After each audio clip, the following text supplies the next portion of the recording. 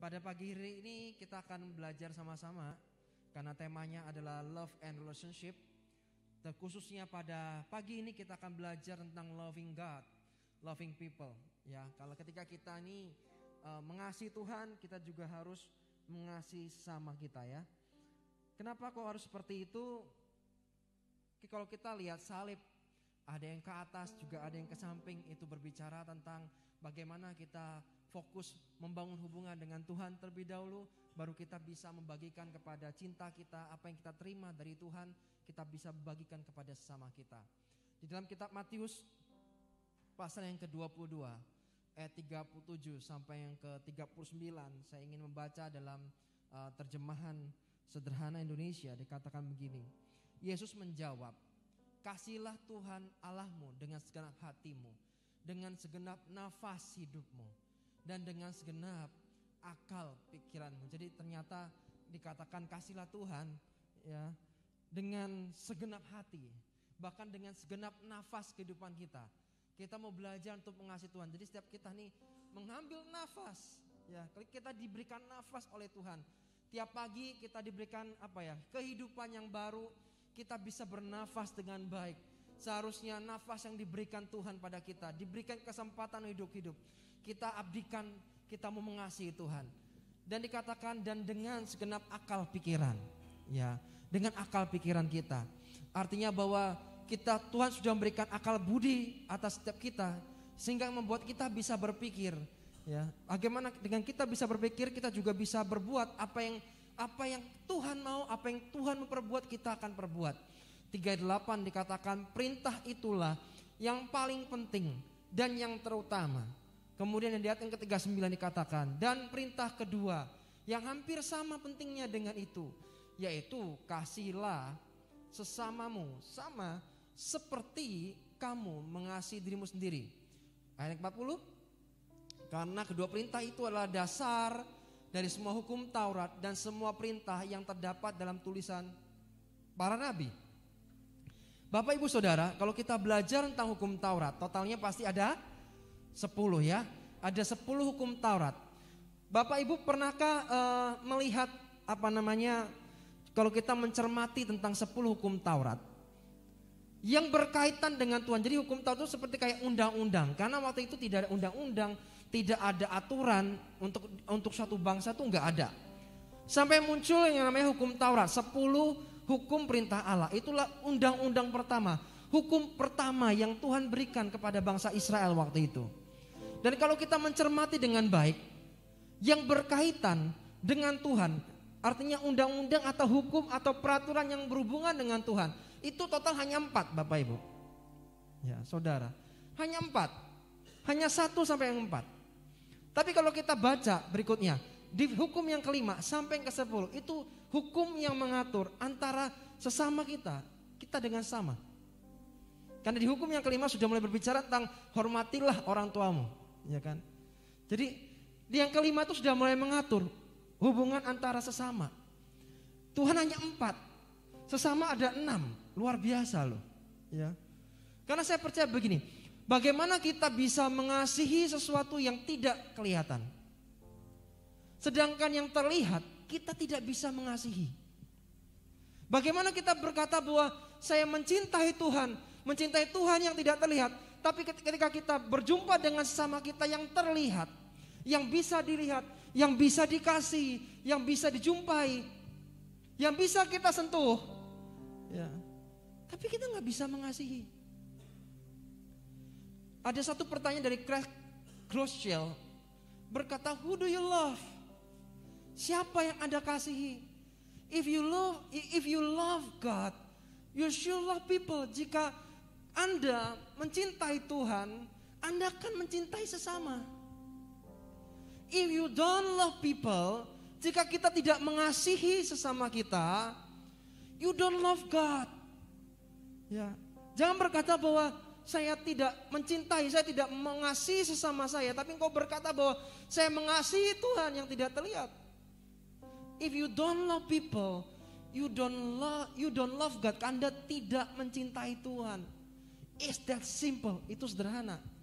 Karena dalam kitab firman Tuhan katakan berikutnya, next, Dalam 1 Yohanes pasal 4 ayat 8 versi bahasa Indonesia hari kata gini. Orang yang tidak mengasihi tidak mengenal Allah. Sebab Allah adalah kasih. Ini powerful banget ayat ini. Orang yang tidak mengasihi, orang yang tidak bisa mengasihi samanya, artinya dia tidak mengenal Allah. Kalau kita mengaku bahwa saya kenal Tuhan saya. Ketika Anda mengenal Tuhan itu sebagai Allah yang penuh kasih. Karena Allah itu adalah kasih. Maka saya percaya bentuk manifestasinya adalah kita juga mencintai apa yang Tuhan cintai. Amin. Jangan membenci apa yang Tuhan cintai. Seringkali kita nggak sadar kita membenci, kita tidak menyukai apa yang Tuhan cintai. Pak, tapi saya disakiti. Orang itu berbuat jahat sama saya, tapi masalahnya Tuhan mengasihi hidupnya. Walaupun mungkin dia berbuat dosa, dia berbuat jahat sama kita, tapi bagaimanapun Tuhan mengasihi hidupnya. Tuhan mencintai hidupnya. Kita tidak bisa membenci orang yang Tuhan cinta. Karena Allah itu adalah kasih. Apakah saya pernah mengalami situasi-situasi yang sulit? Terutama misalnya dalam soal mengampuni. Saya pernah disakiti begitu sangat. Yang saya lakukan cuma satu, sambil nangis. Saya di depan Tuhan saya berkata, Tuhan, aku ampuni orang itu. Berkati, pakai hidupnya, urapi. Pakai dia dengan luar biasa. Doa yang kebalikan. Ketika disakiti, jangan balas untuk menyakiti. Karena Allah itu adalah kasih. Ketika ketemu orangnya pun, saya pun berusaha untuk mengasihi dia. Jangan dibalas lagi. Oh, ini ada kesempatan balas, saya akan balas. Mungkin situasi berbalik, saya udah di atasnya. Kesempatan saya bisa balik menindasnya. Enggak gitu. Karena Allah itu adalah kasih. Kita tidak bisa melakukan itu. Kalau kita mengaku bahwa saya punya hubungan dengan Tuhan. Saya membangun hubungan dengan Tuhan. Dan Anda setiap pagi punya yang namanya saat teduh. Kalau Anda punya saat teduh. Ketika kita menyembah Tuhan. Masakan kita masih punya kemarahan. Masakan kita masih menyimpan marah. Dengan orang lain. Di mulut yang sama. Kita menyembah Tuhan, kita memuliakan Tuhan. Tapi detik setelah selesai, kembali lagi ke kondisi semula. Pertanyaan saya sederhana, Anda sedang bertemu dengan siapa? Kalau habis ketemu dengan Tuhan, harusnya tindakan kita, perkataan kita akan berbeda. Amin? Harusnya begitu dong. Ya kan? Kalau Anda lemah, maka Tuhan akan kuatkan. Amin? Ketika Anda sedang butuh penghiburan, Tuhan akan berikan penghiburan. Ya, karena Tuhan tidak pernah marah sama kita. Kenapa kita harus marah dengan orang lain? Dan kalau dia begitu sabar dengan kita, kenapa kita nggak bisa sabar sama orang lain? Kalau dia begitu murah hati sama kita, kenapa kita tidak bisa bermurah hati dengan orang lain? Pertanyaan sederhana, apakah kita membangun hubungan dengan Tuhan dengan benar? Saya belajar begini, ketika kita mengasihi orang lain, akan membantu mereka untuk bertemu dengan kasih-Nya. Dan pada akhirnya ketika mereka bertemu dengan kasih-Nya Tuhan, mereka akan belajar untuk mengasihi Tuhan. Amin. Seringkali kita punya kerinduan, Tuhan aku pengen orang ini punya, karena aku mengasihi Tuhan, dia juga bisa mengasihi Tuhan. Atau dia bertemu dengan kasih-Nya Tuhan. Sekali lagi Tuhan itu enggak kelihatan Bapak Ibu Saudara. Tapi kita ini terlihat, artinya kita merupakan representasinya Tuhan. Yang namanya representasi merupakan bentuk orang bisa melihat Yesusnya memang gak kelihatan, tapi mereka bisa melihat Yesus yang di dalam kehidupan kita. Amin. Mereka bisa melihat Yesus dalam kehidupan kita. Kalau kita tidak bisa berbuat kasih sama orang lain, gimana orang bisa melihat Yesus? Mari jadi pembeda, jadi orang yang berbeda. Ya. Bagaimana kita bisa mengasihi kalau kita tidak pernah mengerti apa itu kasih? Ini statement yang saya dapat. Ini secara pengalaman pribadi. Saya tuh nggak ngerti apa itu kasih yang sesungguhnya, itu saya nggak ngerti. Sampai di umur 18 tahun saya bertemu perjumpaan pribadi saya dengan Tuhan. Itulah saya mengalami Itu yang namanya the real love. Itulah yang namanya cinta sejati, kasih sejati, unconditional love. Cinta tanpa syarat. Cinta yang menerima apa adanya. Saya bertemu di umur 17 tahun. Di situ saya mengerti apa itu kasih. Sebelumnya saya cuma mengerti, ya saya mengasihi kalau misalnya dia baik. Seringkali kan kita manusia begitu ya. Saya bisa mengasihi kamu, saya bisa mengasihi anak saya jika ketika dia baik. Masa begitu? Enggak dong. Ya kan? Mau dia baik atau maupun dia berbuat kesalahan, itu tetap anak kita tetap harus mengasihi. Sama dengan Tuhan. Kadang kita melakukan dosa, tapi ketika kita minta ampun atas kesalahan kita, bukankah dia Tuhan yang baik? Dia akan mengampuni kesalahan anaknya. Amin. Pertanyaannya, kalau kita tidak mengerti apa itu kasih, apa yang kita bisa berikan buat orang lain? Karena kita nggak ngerti, kita nggak punya. Kita tidak akan pernah bisa memberi apa yang kita nggak punya. Kasih yang seperti ini yang dimiliki sama Tuhan. The more you love God, the more you love people. Semakin kita mengasihi Tuhan, kita akan mengasihi sesama kita. Amin. The more you love people, the more you love God. Yang ini penting. Semakin kita bisa mengasihi sama kita akan makin mengasihi Tuhan. Kok bisa? Karena untuk bisa mengasihi manusia, untuk bisa mengasihi sama kita, apalagi yang jengkelin kita, yang buat kita marah, yang menyakiti kita butuh cintanya Tuhan lebih. Amin. Kita gak bisa pakai cintanya manusia kita. Cintanya kita terbatas Bapak Ibu. Punya limit. Tapi yang unlimited, itu cintanya Tuhan. Ya. Buktinya apa? Seberapa besar sih cintanya Tuhan buat kita? Anda bisa membayangkan, kita yang meninggalkan, dia yang tetap nungguin. Ya kan? Kita yang ninggalin Tuhan. Seringkali kan kita yang meninggalkan Tuhan, bukan Tuhan yang meninggalkan kita. Ketika kita meninggalkan Tuhan, Tuhan tetap menunggu kita. Tetap ditungguin. Kita yang sering terkadang ketika kita dalam kondisi yang begitu nyaman, ya berkat lagi limpah, kita bisa melupakan Tuhan, tiba-tiba lupa aja sama Tuhan. Tapi masalahnya Tuhan tidak pernah sedetik pun lupa sama nama kita. Dia tidak pernah lupa sama nama kita. Tuhan tidak pernah lupa. Kalau Anda mungkin merasa saya sudah meninggalkan Tuhan begitu lama, apakah Tuhan terima saya? Percayalah Tuhan terima Anda apa adanya. Pak, saya sudah berbuat dosa, saya sudah terlalu banyak kesalahan. Apakah Tuhan masih terima saya? Saya mau berkata Tuhan tetap terima Anda apa adanya. Saya percaya ini hari yang spesial, hari yang luar biasa. Mari bertemu dengan kasihnya Tuhan. Ya, karena untuk sekali lagi, untuk kita bisa mengasihi sama kita butuh cintanya Tuhan yang besar buat hidup kita. Biarkan kita dipenuhi dulu sama cintanya Tuhan.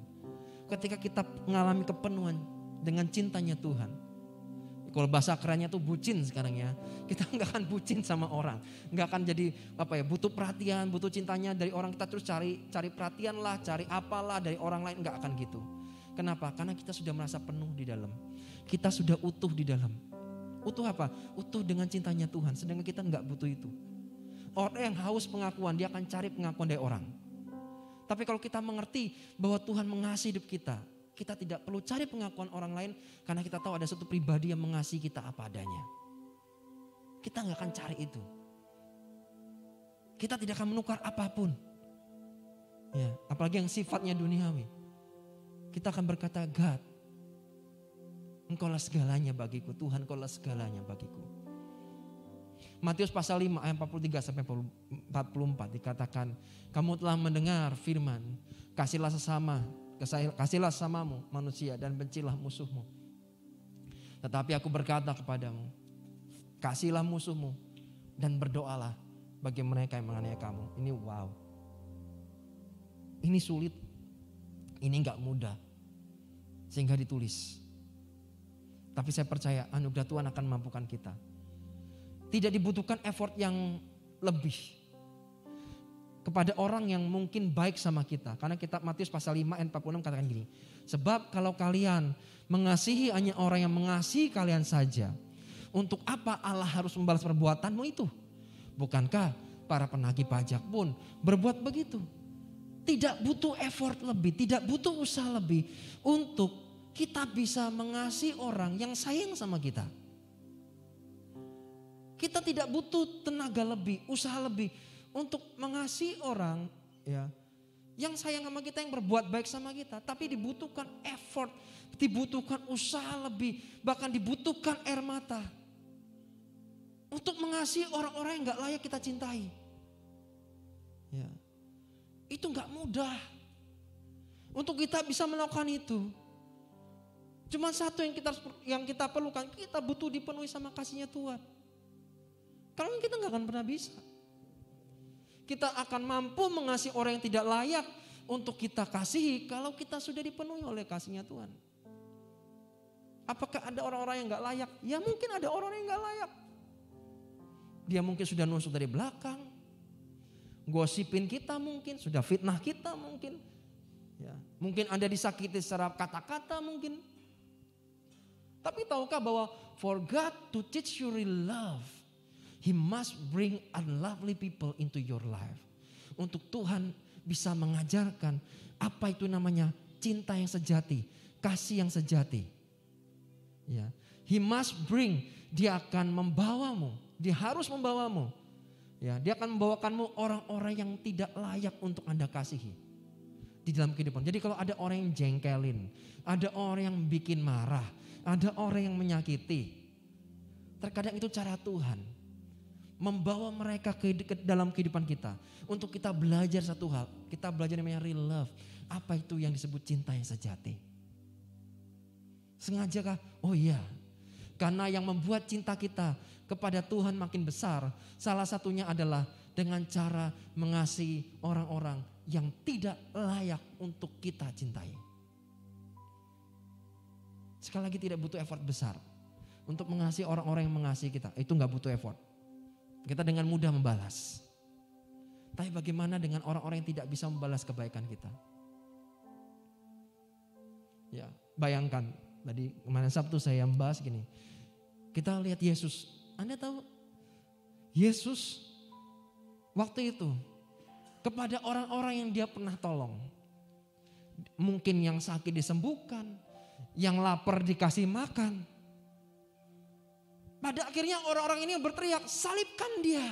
Wow, Anda bisa bayangkan itu? Pernah nolongin orang, pada akhirnya yang ditolong malah gigit. Yesus pun pernah mengalami, jangan pernah Anda merasa bahwa saya baru mengalami ini. Enggak, Yesus pernah mengalami itu. Enggak cuma sampai di situ, dia diludahin. Mungkin diludahin juga sama orang-orang yang dia pernah tolong. Tapi tidak pernah sedetik pun ketika dia berangkat ke Golgota, dia memikirkan lagi, aku gak jadi mati disalib. Kenapa? Karena ini orang-orang yang gak layak aku kasihi, orang-orang yang gak layak aku cintai. Ngapain aku mati buat mereka?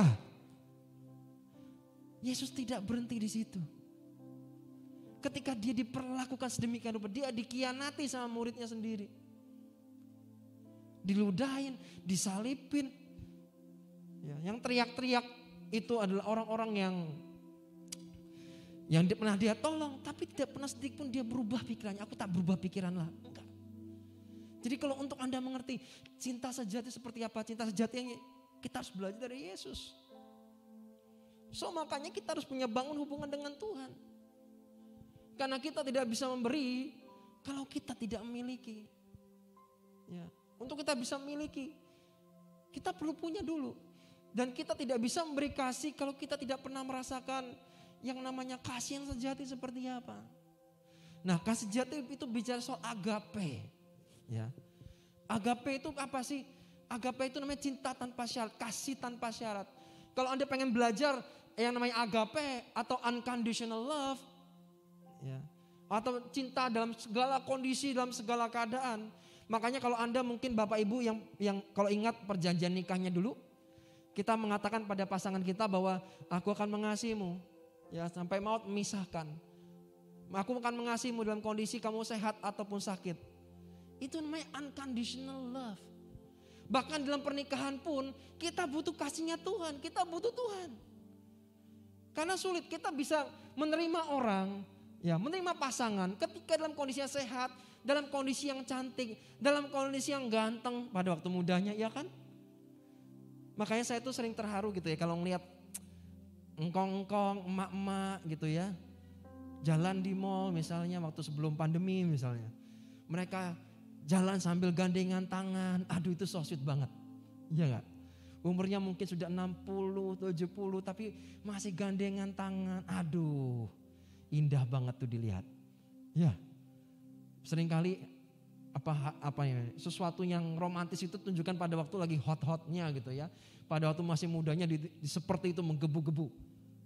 Tapi saya ini terharu melihat pasangan-pasangan yang sudah senior dan sampai saat itu mereka masih gandengan tangan, masih saling kasihnya mereka ya, masih bisa terlihat. Itu tuh amazing banget. Dan saya percaya satu hal, bahkan dalam pernikahan pun kita butuh Tuhan. Anda mungkin yang masih muda, Anda mungkin sudah punya pacar. Pastikan juga bahwa keduanya, kalian berdua membangun hubungan bersama dengan Tuhan. Tanpa itu kita ini butuh Tuhan, libatkan Tuhan. Kita sekali nggak akan bisa mampu ya mengasihi orang tanpa kita dipenuhi oleh cintanya Tuhan. Kemudian nih, love God, love people, love yourself. Dan ini juga penting. Kita bisa mengasihi Tuhan. Kita bisa mengasihi sama kita. Tapi ada yang gak kalah pentingnya. Love yourself. Mengasihi diri sendiri. Karena firman Tuhan kan dikatakan bilang, mengasihi sama kita seperti mengasihi diri sendiri. Pertanyaan saya sederhana. Kalau kita tidak bisa mengasihi diri kita sendiri. Kalau kita melihat di kaca, di cermin. Anda masih melihat diri Anda bahwa, saya masih kurang ini, saya masih kurang ini, saya masih kurang ini. Kalau Anda masih kurang terus, di sininya belum ada rasa cukup. Ini bagaimana kita bisa mengasihi orang lain? Kalau Anda sendiri tidak mengasihi diri Anda sendiri. Kalau Anda mengasihi diri Anda sendiri, ya berolahraga itu salah satu bentuk Anda mengasihi diri Anda sendiri. Amin. Apalagi masa pandemi ini, Anda butuh olahraga. Itu bentuk Anda mengasihi diri sendiri. Ya kan? Terus juga saya belajar juga gini. Bagaimana kita bisa menghargai orang lain ketika kita masih merasa bahwa hidup kita sendiri tidaklah berharga. Aneh kan? Pengen menghargai orang, tapi merasa diri saya sebenarnya gak berharga sih. Apa saya punya nilai ya? Bagaimana kita bisa menghargai orang? Ini akan sulit juga.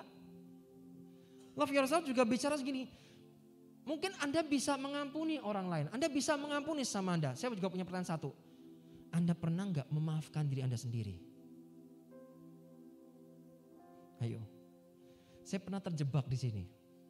Saya tidak bisa mengampuni apa yang saya lakukan dulu. Bagi saya kehidupan dulu tuh kacau banget. Ya. Entah saya menyakiti orang secara fisik maupun secara kata-kata. Jadi kalau diingat zaman dulu tuh ada perasaan begitu, bukan remorse ya, tapi cenderung justru membuat saya tidak bisa mengasihi diri saya sendiri gitu loh. Saya tidak bisa mengampuni. Mungkin orangnya sudah mengampuni saya. Sampai hari ini saya bisa terbawa-bawa. Enggak, saya belum bisa mengampuni saya. Ya kalau mungkin saya bisa cerita sedikit. Dulu saya ini suka berantem lah. Ya suka berkelahi dan yang lain. Jadi ini tangan, kaki sudah terlalu banyak nyakiti orang. Jadi kalau mengingat-ingat tuh, kalau zaman waktu itu baru sebelum awal bertobat ada perasaan, enggak, aku belum bisa mengampuni diriku sendiri. Terlalu banyak kesalahan. Pernah enggak punya pengalaman seperti itu? Mungkin Anda melakukan kesalahan yang lain. Sampai hari ini kau berkata, aku belum bisa deh memaafkan diriku sendiri. Sedangkan Tuhan sudah mengampuni. Hari ini bagian dari kita mengasihi diri kita sendiri adalah dengan cara memaafkan diri kita sendiri. Ya, orang lain sudah mengampuni, misalnya juga kita mengasihi diri kita sendiri dengan cara mengampuni diri kita sendiri. Kesalahan, berdamai dengan masa lalu. Berikutnya, waktu kita tinggal 5 menit, cepat banget ya. Love God, love people, share Jesus. Kalau Anda mengasihi Tuhan, mengasihi sesama, berikutnya adalah share Jesus, share gospel. Beritakan kabar baik. Ya kan? Kenapa kok begitu? Ya, dalam apa sih yang kita bahas sih, Yohanes 3:16 dikatakan karena begitu besar kasih Allah akan dunia ini sehingga ia telah mengaruniakan anak yang tunggal supaya setiap orang yang percaya kepadanya tidak binasa melainkan beroleh hidup yang kekal. Berikutnya yang menarik ya, Karena begitu banyak orang tidak mengetahui betapa Tuhan mengasihi mereka. Maksud saya share Jesus, Anda tuh tidak selalu bicara soal, saya harus khotbah ya. Khotbah seperti di mimbar, harus apal ayat, apal apa, enggak gitu Bapak Ibu. Yang disebut share gospel, share good news, memberitakan kabar baik, memberitakan tentang Yesus, adalah memberitakan apa sih yang Tuhan sudah kerjakan dalam kehidupan kita. Apa sih kebaikan Tuhan yang Tuhan sudah nyatakan dalam kehidupan kita. Nggak perlu jadi orang yang pintar khotbah dulu. Tapi cobalah share tentang kebaikan Tuhan. Buat hidup apa yang kita terima dari Tuhan. Kita cerita ke orang lain. Share tentang betapa Tuhan itu murah hati kepada hidup Bapak Ibu Saudara semua. Anda bisa share tentang mereka. Share kebaikannya Tuhan, share tentang kemurahan hatinya. Share tentang pengampunannya. Ya enggak? Jadi enggak harus kita tuh harus ngomong harus pinter khotbah, enggak. Ya, enggak seperti itu. Cuman share. Beritakan dengan baik. Matius pasal 28 ayat 19 sampai 20 katakan, karena itu pergilah, jadikanlah semua bangsa muridku dan baptislah mereka dalam nama Bapa dan Anak dan Roh Kudus. Jadi tugas seperti ini bukanlah tugas perhamba Tuhan aja, tapi tugas kita semua untuk memberitakan kabar baik. Kemanapun kita pergi, dimanapun Tuhan tempatkan kita, baik di keluarga, di pekerjaan, di pelayanan. Dikatakan bahwa karena itu pergilah dan jadikan semua bangsa murid. Ini tugas kita semua Bapak Ibu. Memberitakan kabar. Kalau Anda membaca firman Tuhan di kitab Markus tentang wanita yang 12 tahun pendarahan dan bagaimana dia sembuh. Dimulai dari dia mendengar berita-berita tentang Yesus. Ada orang-orang yang bersaksi dan bercerita apa yang Yesus sudah kerjakan. Sehingga orang-orang yang mungkin sedang sakit dan sudah tidak punya pengharapan lagi, mungkin sudah pergi ke dokter mana-mana. Ketika Anda bercerita tentang Yesus, bahwa Yesus bisa menyembuhkan, orang yang mungkin sudah tidak ada pengharapan ini, dia akan punya pengharapan bahwa aku percaya Yesus itu dokter segala dokter. Dia Jehovah Rafa, dia pasti bisa menyembuhkan. Mungkin ada orang-orang yang sedang kesulitan secara ekonomi. Dan Anda memberitakan tentang kebaikannya Tuhan. Bahwa Yesus itu Jehovah Jireh, Tuhan yang akan berkati berlimpah-limpah. Bahwa dia El Shaddai, bahwa dia Allah yang menyediakan. Maka orang yang gak punya pengharapan ini, dalam kondisi ini dia berkata, aku percaya Tuhan akan menyediakan apa yang menjadi kebutuhanku. Amin. Masalahnya ini tergantung kita mau gak pergi. Kita mau gak share. Ayat 20, dan ajarlah mereka melakukan segala sesuatu yang telah aku perintahkan padamu, dan ketahuilah aku menyertai kamu senantiasa sampai kepada akhir zaman. Yesus sampai hari ini sedang menyertai kita. Nah ini dia, bentuk kita mengasihi Tuhan dan sesama kita adalah mengabarkan kabar baik kepada mereka yang belum percaya kepada Kristus. Amin. Sekali lagi tidak harus khotbah kok. Mungkin Anda lihat, oh ini tampaknya orang ini ada masalah. Kenapa tidak tawarkan, bolehkah saya berdoa buat kamu? Wow, itu akan jadi jawaban yang luar biasa. Jangan suka minta didoakan, tapi jadilah pendoa buat yang lain. Jangan suka cuma terima mujizat, tapi jadilah mujizat buat hidupnya orang lain. Jangan sekedar nunggu jawaban doa dari Tuhan, tapi jadilah jawaban doa buat orang lain. Amin. Nah mungkin Anda sudah menerima keselamatan, saya closing dengan ini. Mungkin Anda sudah menerima keselamatan, tetapi bagaimana dengan mereka yang belum menerima keselamatan? Saya berdoa hidup kita jangan egois. Oh yang penting aku sudah menerima keselamatan, aku pasti masuk surga. Iya benar, Anda masuk surga karena Anda punya hubungan dengan Tuhan. Anda sudah terima keselamatan, iya betul. Pertanyaan saya sederhana Bapak Ibu Saudara semua. Kita semua punya keluarga, kita mungkin punya tetangga. Pertanyaan saya sederhana, apakah Anda rela membiarkan mereka meninggal tanpa kenal Tuhan? Ini perenungan. Apakah Anda rela? Hanya Anda yang terima keselamatan, tapi saudara-saudara Anda yang lain belum terima keselamatan. Oh nanti biarkan nunggu pendeta yang khotbah, atau mungkin ada seseorang yang bercerita dengan mereka. Jangan tunggu. Kita tidak akan pernah ngerti kapan mereka dipanggil Tuhan pulang. Kita nggak pernah ngerti. Kita nggak pernah ngerti kapan seorang meninggal. Kenapa kita harus nunggu? Mari share kebaikan Tuhan. Mari beritakan kabar baik. Amin. Mari kita berdoa. Tim musik bisa maju ke depan. Terima kasih Tuhan, hamba sudah menyampaikan pesan-Mu. Ajari kami Tuhan untuk mengasihi Tuhan dan mengasihi sama kami. Bahkan mengasihi diri kami sendiri. Kalau mungkin di antara kami Tuhan masih ada yang belum bisa menerima. Bahkan dirinya sendiri dia belum bisa terima. Tuhan hari ini pertemukan kami dengan kasih-Mu Tuhan. Terima kasih Tuhan, terima kasih Tuhan. Yuk ambil waktu sebentar Bapak Ibu. Renungkan kebenaran firman Tuhan. Mungkin Anda sedang mengalami hal seperti ini. Engkau merasa belum bisa memaafkan dirimu. Mungkin Anda bisa memaafkan orang lain. Tapi dengan dirimu sendiri engkau masih belum bisa memaafkan. Mari belajar kalau Tuhan mengasihi Anda, kenapa Anda tidak mengasihi diri Anda sendiri? Terima kasih Tuhan. Kalau Tuhan menerima Anda apa adanya, kenapa Anda masih belum bisa terima tentang menerima kondisi Anda? Terima kasih Tuhan. Hamba berdoa dalam nama Tuhan Yesus, bahwa setiap jemaat maupun orang yang sedang mengikuti ibadah online ini Tuhan, biar pagi hari ini mereka bertemu dengan kasih Tuhan. Jamaah Tuhan dimanapun mereka berada, jamah Tuhan. Di dalam nama Tuhan Yesus, jamah Tuhan. Jamah Tuhan. Bahkan mungkin ada orang-orang yang belum bisa memaafkan, belum bisa mengampuni. Biar pagi hari ini mereka dipenuhi oleh kasih-Nya Tuhan.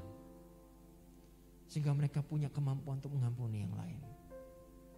Mengampuni orang-orang yang gak layak untuk mereka berikan ampunan. Sebagaimanapun kami terima daripada-Mu ya Tuhan. Kami orang yang gak layak terima pengampunan. Tapi karena begitu Engkau mengasihi kami diampuni. Terima kasih Tuhan. Terima kasih Tuhan. Di dalam nama Tuhan Yesus, mari angkat tangan. Terima kasih Tuhan Yesus. Terima kasih Tuhan.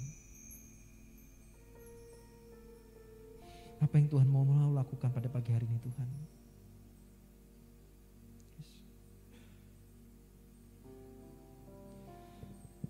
Ku nyanyi haleluya, nyanyikan lagu tadi.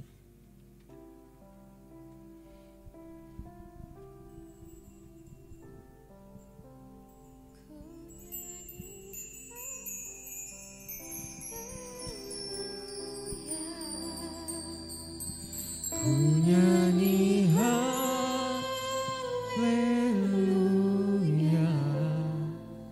sungguh Kau hebat, ajaib perkasa perbuatan-Mu.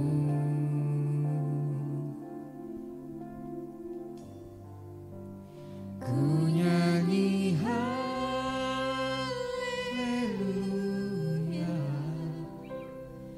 ku nyanyi haleluya,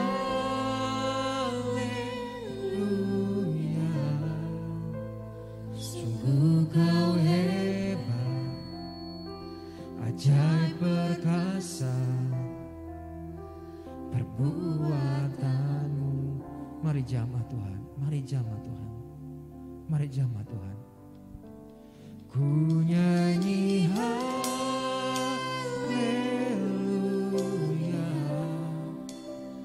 ku nyanyi haleluya,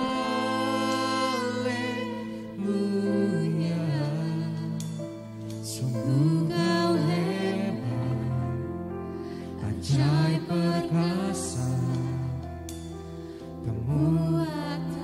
Yes, Lord.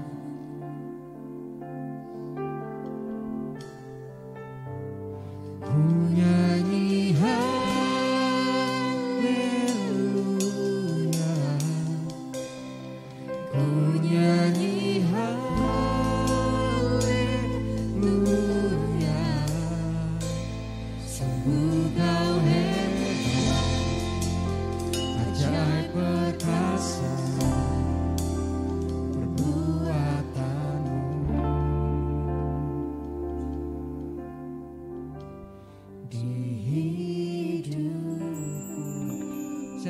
depresi di hati. Ada seorang ibu yang